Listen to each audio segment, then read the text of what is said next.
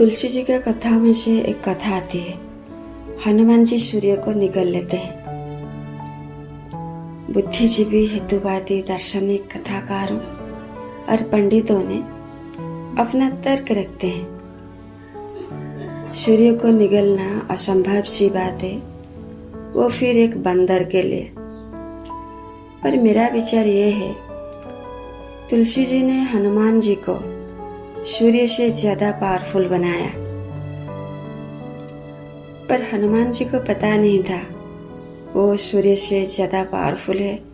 जैसे जंगल में शेर को पता नहीं होता वो राजा है। सूर्य एक विचार है, सूर्य एक सोच है। सोच की जितनी ऊंचाई होनी चाहिए उसे कई अधिक ऊंचाई का सम्मान सूर्य को दिया गया है।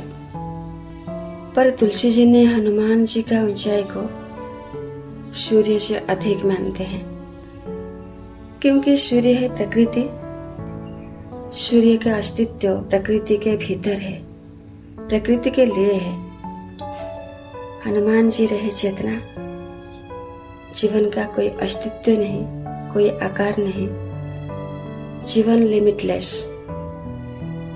बट सूर्य के लिए समय और सीमा, समय और स्थान निर्धारित है। सूर्य अपना ऑर्बिट से 1 इंच भी नहीं हिल सकता। इतनी बड़ी ऊंचाई का बाद जरूर कॉन्शियसनेस के बारे में कहा गया है, जरूर जीवन के बारे में कहा गया है। जीवन को सबसे बड़ी ऊंचाई का सम्मान मिला है यहाँ। हनुमान जी अगर सूर्य को निगल लेते हैं, हनुमान जी सूर्य को निगल लेने के बाद, हनुमान जी सूर्य को निगल लेने के बाद शरीर अगर जल भी जाता है फिर भी हनुमान जी जीवित होंगे। हनुमान जी सूर्य को निगल लेने के बाद शरीर अगर जल जाता है फिर भी हनुमान जी जीवित होंगे, जीवित रहेंगे, क्योंकि हनुमान जी आत्मा है। जीवन का कोई आकार नहीं, जीवन का कोई लिमिट नहीं, कोई सीमा नहीं। सूर्य जीवन का आधार बन सकता है। सूर्य जीवन को विलीन नहीं कर सकता, नष्ट नहीं कर सकता। सूर्य के पास वो पावर नहीं। सूर्य का तेज कितना भी प्रचंड रहे, सूर्य कितना भी पावरफुल रहे, वो जीवन को नष्ट नहीं कर सकते हैं। सूर्य प्रकृति का आधार है, प्रकृति का शक्ति है।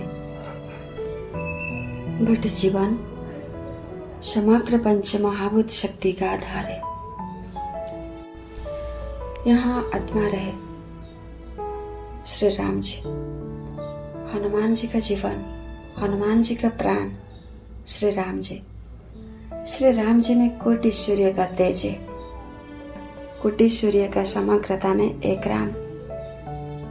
वही राम को अगर छाती के भीतर हनुमान जी छुपा के रख सकते हैं, इसे आप सत्य मानते हैं।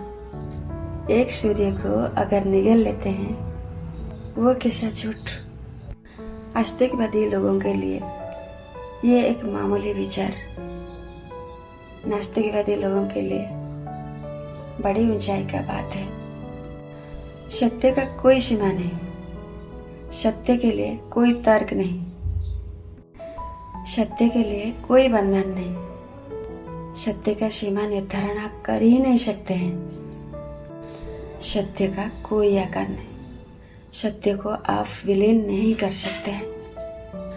जैसे वाल्मीकि जी श्री राम जी को स्वर्ग से हाथ पकड़ के लेकर नहीं आए थे, अपना विचार से श्री राम जी को कैद करके रखे थे, अपना विचार से प्रकट कराए थे। श्री राम जी का भविष्य लिख डाले। श्री राम जी को जानना मतलब एक ब्रह्मांड से परे कई ब्रह्मांड को जानना। एक सूर्य का ज्ञान से कोटि सूर्य का ज्ञान तक वो लोग पहुंच गए। श्री राम जी का ज्ञान होने के बाद हनुमान जी हो या तुलसीदास जी ने हो या वाल्मीकि जी हो, वो लोग प्रकृति से मुक्त है, इसलिए सूर्य से बड़ी ऊंचाई का सम्मान उन्हें मिला है।